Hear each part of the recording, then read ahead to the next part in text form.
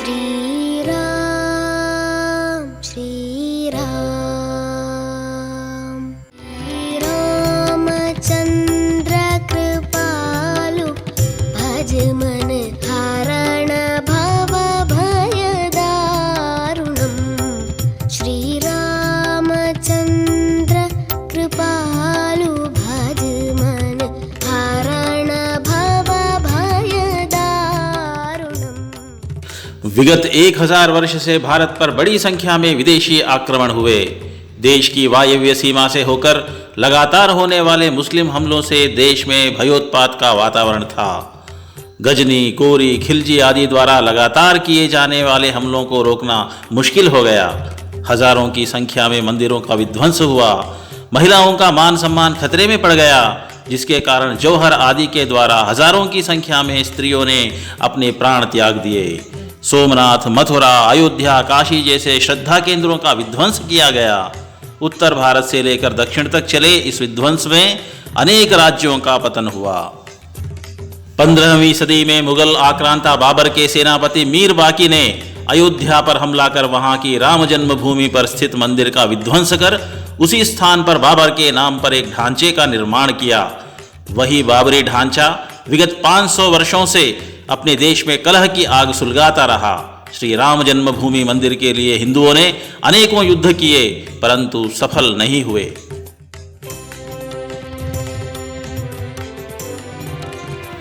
बाईस 23 दिसंबर 1949 की रात में अयोध्या स्थित बाबरी ढांचे में रामलला विराजमान हुए।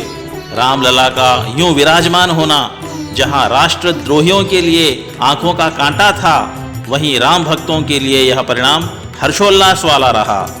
उन्होंने रामलला का पूजन आरंभ किया।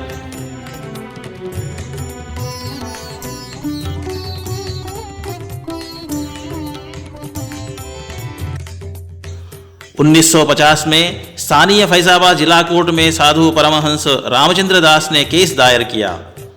1959 में निर्मोही अखाड़ा वालों ने केस दायर कर वहां पूजा कार्यक्रम चलाने और प्रसाद वितरण करने हेतु अनुमति देने की मांग की। 1961 में सुन्नी वक्फ बोर्ड ने भी अपनी ओर से केस दायर की। इन कोर्ट केसों के चलते रामलला विराजमान पूजा आदि कार्यक्रमों से वंचित रह गए। समय यूं ही गुजरता रहा, कोर्ट केस आगे बढ़ते रहे और देखते देखते 30 वर्ष का समय बीत गया। 1985 में विश्व हिंदू परिषद ने श्री राम जन्मभूमि आंदोलन का शुभारंभ किया। 1986 में जिला कोर्ट ने मंदिर के द्वार खोलने व रामलला के पूजन की अनुमति दी। द्वार स्थित सलाखों के बाहर से ही रामलला के दर्शन करने की अनुमति हिंदुओं को मिल गई। उस स्थान पर मुसलमानों के प्रवेश करने व नमाज पढ़ने की अनुमति नहीं दी गई। 1980 के दौर में निजी TV channel, internet, email, WhatsApp, Facebook, Twitter जैसे आधुनिक संचार के माध्यम नहीं थे। समाचार की सारी व्यवस्था सरकार के अधीन थी। विश्व हिंदू परिषद ने राम मंदिर निर्माण के लिए साधु संतों के तत्वावधान में हिंदू समाज का आह्वान किया। साधुओं, संतों, महंतों, शंकराचार्यों ने हिंदू समाज को जागृत करने के यज्ञ के अंतर्गत श्री राम शिलाओं के पूजन का आह्वान किया। भव्य राम मंदिर निर्माण के लिए प्रत्येक गांव से एक रामशिला को भेजे जाने का आह्वान पाकर सारे देश में सकारात्मक प्रतिक्रिया हुई। देश के सुदूर गांवों से, पिछड़े वर्गों से, कश्मीर से कन्याकुमारी तक आई सकारात्मक प्रतिक्रिया को देखकर छद्म धर्मनिरपेक्षवादी और राष्ट्र विरोधी शक्तियां आश्चर्यचकित रह गईं। राम मंदिर का कार्य देशभक्ति का पर्याय बन गया। 1987-88 में श्री राम पादुका पूजन सारे देश में आयोजित किया गया। अक्टूबर 1989 में श्री राम जन्मभूमि मंदिर निर्माण के लिए अयोध्या स्थित बाबरी ढांचे के सामने शिलान्यास का कार्यक्रम हिंदू समाज की एक पिछड़ी जाति से संबंधित व्यक्ति के हाथों हुआ। अनंतर धर्म संसद ने श्री राम मंदिर निर्माण हेतु बड़ी संख्या में कार सेवकों के अयोध्या आने का आह्वान किया।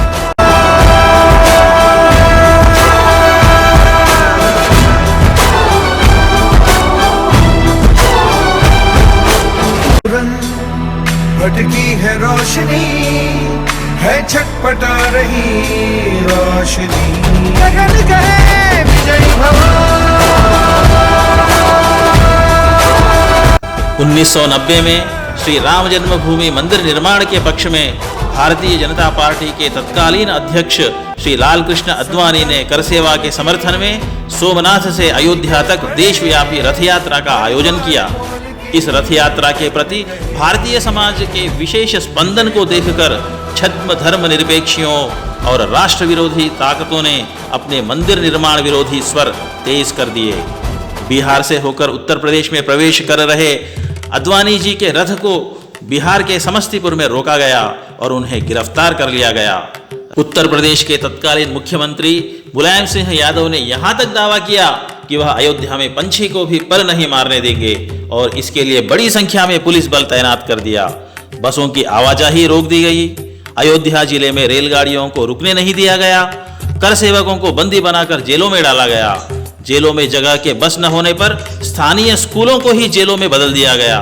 सारा उत्तर प्रदेश एक रणभूमि में तब्दील हो गया। साधुओं के आह्वान को पाकर युवा लोग लाखों की संख्या में चले आए। भाषा व बोली नई, प्रांत नया, परिचित कोई नहीं, रास्ते का पता नहीं। सारे उत्तर प्रदेश ने राम सेवकों का सादर स्वागत किया। हर घर प्रभु राम का कार्यक्षेत्र बन गया। प्रत्येक माता को कर सेवकों में हनुमान जी दिखाई दिए। अक्टूबर 1990 में लाखों कर सेवक जेलों में ठूंस दिए गए। पुलिस की आंखों में धूल झोंककर राम जन्मभूमि आंदोलन के नेता श्री अशोक सिंघल, साध्वी ऋतंभरा, साध्वी उमा भारती जैसे लोग अयोध्या में कर सेवा के कार्यक्रम में प्रकट हो गए। सरकार ने पूरी निर्ममता के साथ कर सेवकों पर हमला किया। पुलिस के अत्याचारों ने अंग्रेजों के क्रूर शासन की याद दिलाई। पुलिस की गोलियों से दर्जनों कर सेवकों का बलिदान हुआ। लाठियों की मार खाने वालों का तो कोई हिसाब ही नहीं। कर सेवकों के बहे खून से सरयू रक्त रंजित हो गई। पुरुषों के साथ महिलाओं ने भी श्री राम मंदिर निर्माण हेतु कर सेवा में अपनी भूमिका निभाकर राम भक्ति व देशभक्ति का परिचय दिया।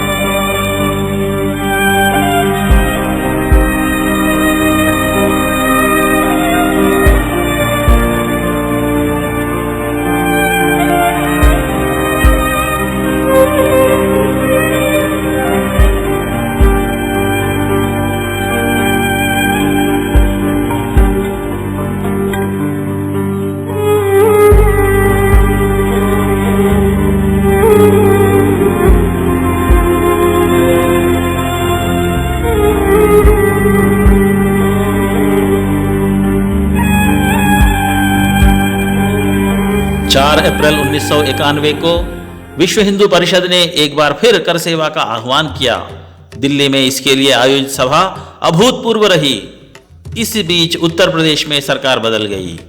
श्री राम समर्थक भाजपा सरकार का आविर्भाव हुआ। कर सेवा में भाग लेने के लिए किसी प्रकार की रोक नहीं। 6 दिसंबर 1992 कर सेवा। लाखों की संख्या में आए कर सेवकों में राम मंदिर निर्माण की आकांक्षा हिलोरे मार रही थी। उच्चतम न्यायालय को दिए गए वचन के अनुसार राज्य सरकार ने पुलिस बल को तैनात किया, लेकिन गोली चलाने की अनुमति नहीं दी। 6 दिसंबर के मध्याह्न होते होते कर सेवकों का जोश अपनी सीमाएं लांघ गया। आंदोलन के नेताओं द्वारा रोके जाने पर भी कर सेवक आगे बढ़ते गए। पुलिस के पहरे को पार कर ढांचे के चारों ओर लगाई गई बाड़ को तोड़कर उस पर आक्रमण कर दिया। सैकड़ों वर्षों से देश की छाती पर एक बदनुमा दाग की भांति विद्यमान ढांचे को 4 घंटों की अवधि में धराशायी कर दिया। इस तरह कर सेवक हिंदुत्व के उज्जवल स्वाभिमान के प्रतीक बन गए।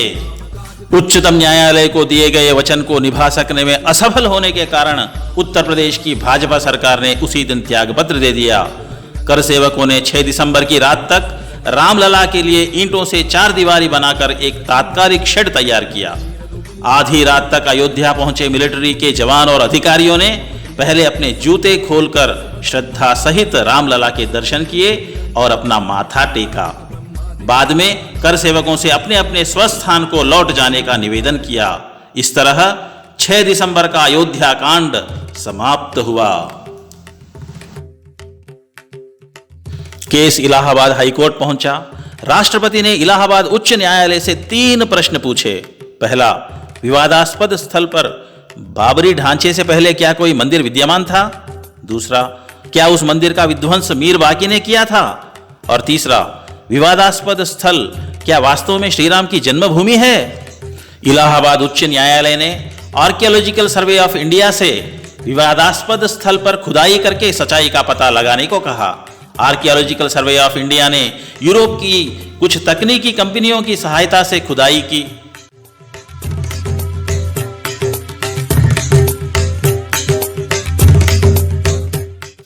गोधरा 2002 में विश्व हिंदू परिषद के आह्वान पर कर सेवकों ने पूर्णाहुति महायज्ञ में भाग लिया। 27 फरवरी को गोधरा के पास साबरमती एक्सप्रेस के S5 एवं S6 डिब्बों पर पेट्रोल छिड़क आग लगाकर उनमें गुजरात लौट रहे कर सेवकों को जिंदा जला दिया गया। स्थानीय मस्जिद में रचे गए षड्यंत्र के तहत 2000 विधर्मी मुस्लिम नरहंतकों ने रेल के इन डिब्बों को आग के हवाले कर विध्वंस कांड की शुरुआत की। परिणाम स्वरूप सारे गुजरात में दंगों की आग भड़क उठी। बाद के 4 दिनों तक चले दंगों में कई हजार लोग मारे गए। केवल पुलिस की गोलियों से ही 700 लोगों का मारा जाना गोधरा षड्यंत्र की तीव्रता को दर्शाता है। राम जन्मभूमि आंदोलन के चलते गोधरा की घटना एक और बदनुमा दाग बनकर रह गई। आर्कियोलॉजिकल सर्वे ऑफ इंडिया ने खुदाई के पश्चात कार्बन 14 डेटिंग पद्धति द्वारा वहां की नींवों को 9वीं, 11वीं और 13वीं शताब्दियों से संबंधित होने का निर्धारण किया। खुदाई में मिली मूर्तियों, कलशों और शिलालेखों के आधार पर वहां 3 मंदिरों के एक के ऊपर एक निर्मित होने की पुष्टि की। विक्रमादित्य के काल से संबंधित मंदिर के भी वहां होने की पुष्टि की गई। ब्रिटानिका के 1760 के संस्करण में राम जन्मभूमि का उल्लेख होने की बात भी रखी गई। 2010 में एक मुस्लिम और 2 हिंदू न्यायाधीशों से युक्त इलाहाबाद हाईकोर्ट की न्यायपीठ ने अपना फैसला सुनाया। उच्च न्यायालय ने यह माना कि मंदिर की नींवों पर ही बाबरी ढांचे का निर्माण किया गया। न्यायालय ने आगे कहा कि विवादास्पद स्थान को ही हिंदू श्री राम की जन्मभूमि मानते हैं। अंत में अपने फैसले में न्यायालय ने 2.77 एकड़ की विवादास्पद भूमि को समान रूप से 2 हिंदू संस्थाओं और सुन्नी वक्फ बोर्ड के बीच बांटे जाने की बात कही। इस फैसले के खिलाफ उच्चतम न्यायालय में केस दायर किया गया। 2019 में उच्चतम न्यायालय के प्रधान न्यायाधीश श्री रंजन गोगोई के तत्वावधान में 5 न्यायाधीशों की न्यायपीठ ने अपना ऐतिहासिक फैसला सुनाया। थोड़ी देर में फैसला, मीर बाकी ने बाबर के वक्त मस्जिद बनवाई। ये कह सकते हैं कि हो सकता है ये आधार बने पूरे फैसले का कि वहां पर बाबरी मस्जिद किसी हिंदू स्ट्रक्चर के ऊपर बनाया गया था। वो स्ट्रक्चर क्या था, किस तरीके से था, क्या था, ये तमाम चीजें अभी आने वाली। जो बाबरी मस्जिद बनाई गई थी वो प्लेन लैंड पर नहीं बनाई गई थी। और दूसरी बात जो चीफ जस्टिस की तरफ से कही गई कि ये हिंदू बिलीफ है कि उसी जगह पे राम का जन्म स्थान है। ये मेरे ख्याल से अभी तक का जो फैसला जो पढ़ा जा रहा है उसमें सबसे बड़ी बात है और इस बात की ओर इशारा करती है जो पिछले 70 सालों से अदालती जो प्रक्रिया चल रही है उसमें ये बात कभी भी कहीं नहीं आई है। हाईकोर्ट ने भी जो फैसला दिया था उसमें वो कंक्लूसिव एविडेंस पे वो जाकर रुक गए थे और उन्होंने कहा था कि इसको विवादित ढांचे में पुराने पत्थर, पुराने खंभे का इस्तेमाल किया गया, जो बात एएसआई की पहले उत्खनन में शामिल हुई थी। होगा इस वक्त ये सबसे बड़ी खबर है। अयोध्या में रामलला को विवादित जगह दे दी गई है। मालिकाना हक रामलला का है। मुस्लिम पक्ष को 5 एकड़ कहीं और मिलेगी, वैकल्पिक जगह दी जाएगी। केंद्र राम मंदिर बनाने के नियम बनाएगी। केंद्र सरकार राम मंदिर के नियम बनाएगी। केंद्र सरकार ट्रस्ट बनाएगी। उस ट्रस्ट के नियम 3 महीने में बना के देने होंगे। ये तस्वीरें नागपुर से हैं, मोहन भागवत सरसंघ चालक आरएसएस प्रमुख की तस्वीरें। श्री राम जन्मभूमि के संबंध में माननीय सर्वोच्च न्यायालय द्वारा इस देश की जनभावना, आस्था एवं श्रद्धा को न्याय देने वाले निर्णय का राष्ट्रीय स्वयंसेवक संघ स्वागत करता है। अंततो गत्वा उच्चतम न्यायालय के फैसले से राम मंदिर निर्माण कार्य के रास्ते की सारी बाधाएं समाप्त हो गईं। भारत की केंद्र सरकार ने उच्चतम न्यायालय के फैसले के अनुसार राम जन्मभूमि तीर्थ क्षेत्र न्यास की घोषणा की। 5 अगस्त 2020 को मंदिर निर्माण हेतु भूमि पूजन का कार्यक्रम प्रधानमंत्री श्री नरेंद्र मोदी जी, राष्ट्रीय स्वयंसेवक संघ के सरसंघ चालक श्री मोहन भागवत जी, विश्व हिंदू परिषद के पदाधिकारियों, साधु संतों और देश के गणमान्य व्यक्तियों की उपस्थिति में संपन्न हुआ। राम मंदिर आंदोलन में भाग लेने वाले प्रत्येक हिंदू ने धर्म की स्थापना के प्रतीक स्वरूप राम मंदिर निर्माण कार्य के शुभारंभ होने का स्वागत किया। अयोध्या पुलकित हो गई। साकेतपुरी ने इस संदर्भ में सबका आह्वान किया। हिंदू समाज भाव विभोर और धन्य हो गया। जन जन के मन में राम रमे, हर प्राण प्राण में सीता है। शंकर कंकर शंकर इसका हर श्वास श्वास में जीता है।